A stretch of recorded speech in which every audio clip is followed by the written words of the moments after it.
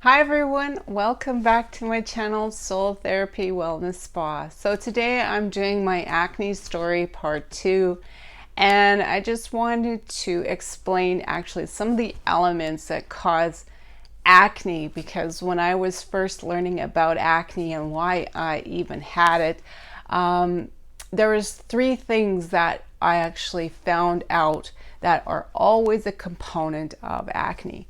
And I had one for sure. I had, I still have seborrhea sicca, and it's very oily skin.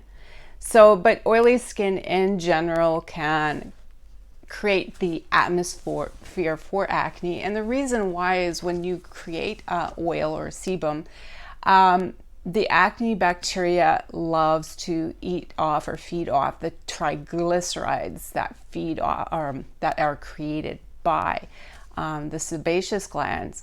So that was one element. The other element was hyperkeratinization, and I was like, I didn't know that was a thing. But basically, it means that your skin really turns over quickly. It creates a lot of layers really quickly. So that means that all these layers are being created, they mix with the oil, and they can form plugs such as comedones or blackheads, or milia, which are whiteheads. And this also, what happens with milia, if the bacteria enters, then you have a pustular papule. So that's a zit. So that's basically how the acne actually starts. So then, of course, that third component is the acne bacteria itself. So that bacteria is actually, once it gets really into the underlaying of the capillary network in the dermis, once it's in the blood, it's really hard to get rid of. And that is why we go through cycles of acne. It gets a little bit better, then it gets worse, then it gets better, then it gets worse. It's because that bacteria that's present sometimes isn't better, and sometimes the levels are low, so then your acne is better. And then when it starts to flare up again, because there's more oils due to hormonal surges that cause androgens, which causes testosterone, which causes more oil. So you get the picture. There's a cycle going on and on. And I was definitely in that cycle. I had very oily skin. I had a lot of dead skin buildup, and it was layers upon layers. And in the stratum corneum itself, which is the top layer of the skin, basically it can get up to 60 layers with really heavily acne skin. So that means that it should be 20. So that's, just about 4 times the amount, or 3 times the amount. So it's a lot of layers of dead skin that you've got to work through in order to even get to the level that you're supposed to be. So that kind of gives you a clearer picture about why it's so difficult to treat acne in the first place. So I just wanted to go over the ingredients that I like to use with acne. So this means when you're going into the store, it could be the drugstore, or you can go to the department store and they have an acne line. They usually have these main components, but for me, there's 3 components that you need to have together, and it is very difficult to find this combination. I don't know why, but it is, and it's just something that you got to figure out on your own. I'm actually in the process of going to develop my own acne line, because the other lines I've seen out there do not address the problem, or they're very synthetic and I don't like them. So I don't want to name brands, but I see a lot of stuff out there that's just harmful. It's too harsh, too many chemicals, and it doesn't allow the skin to become healthy again. That's what we want. We don't want you to be completely reliant on these products forever and ever. Yes, I still use some of the acne products that help clear my skin, but I'm not using them forever. I'm actually on organic skincare, and I'm using a combination of products to keep my skin healthy. So the first ingredient that I look for is sulfur.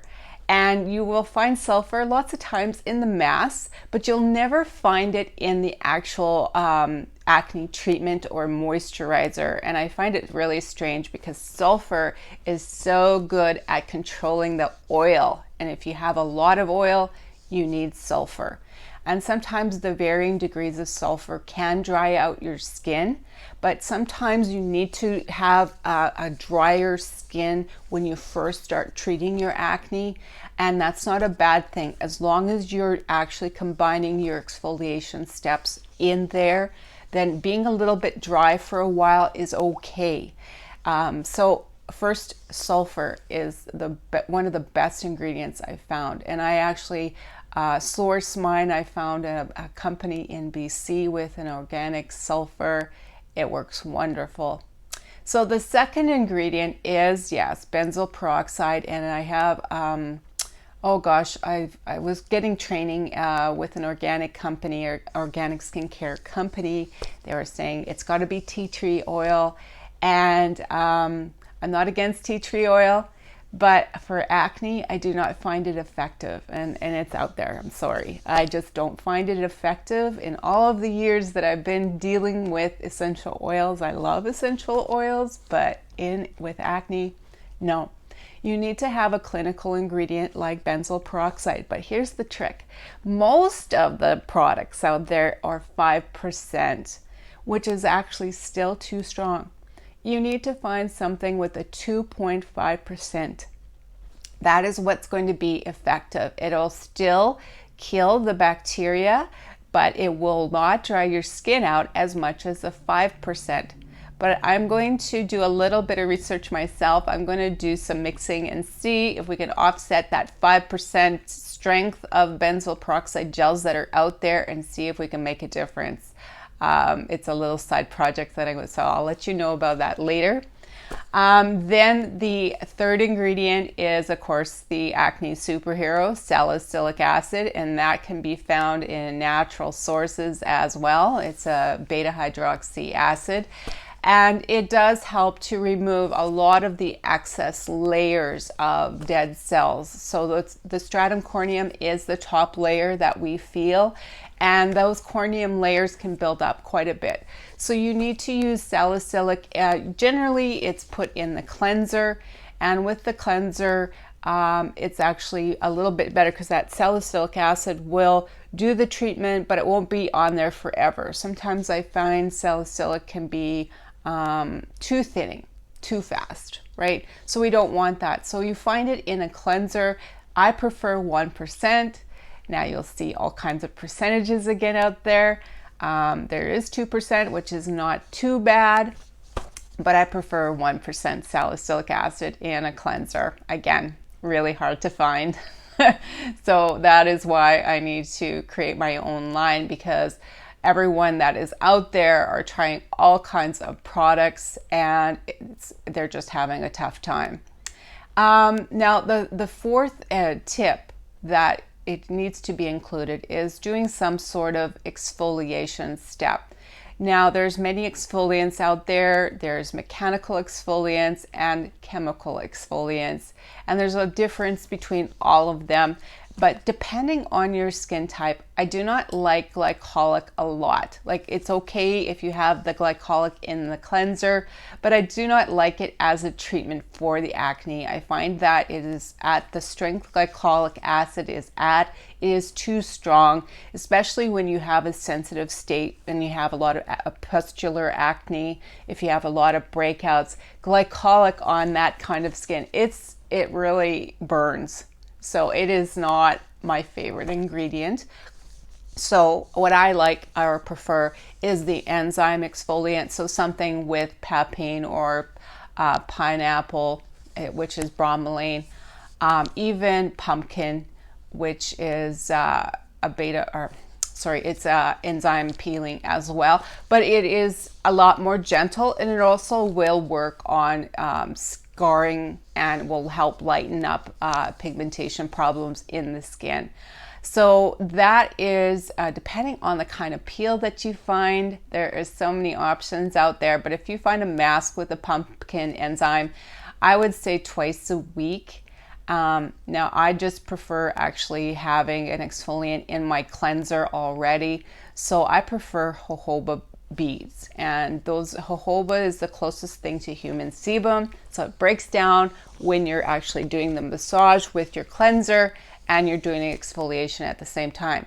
So again, that's my favorite form. But when you're doing an additional exfoliation step, I like the pumpkin papaya or papain, or the pineapple bromelain. So you look for those ingredients in a peel, and it will actually help with that exfoliation throughout the week. And then every month, when our skin is renewed on an average of 30 days, that's when our skin is brand new from the basal layer right up to the top of the stratum corneum.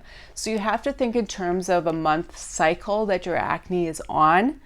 And that is how you will start to clear your skin, is understanding the cycle of your skin.